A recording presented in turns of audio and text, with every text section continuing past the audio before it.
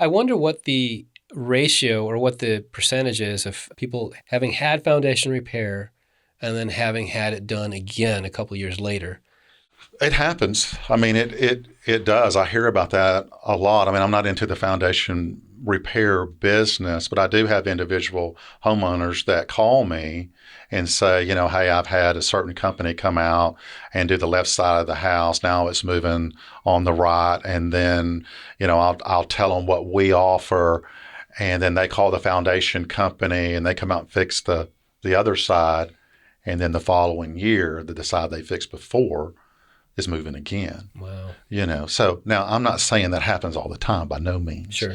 But it tells you, the story is that there's water coming in and migrating through that soil, and it's a CH clay, and it expands, and you really haven't fixed the problem. You've fixed the house, but you haven't fixed the problem, and the problem all starts in the ground.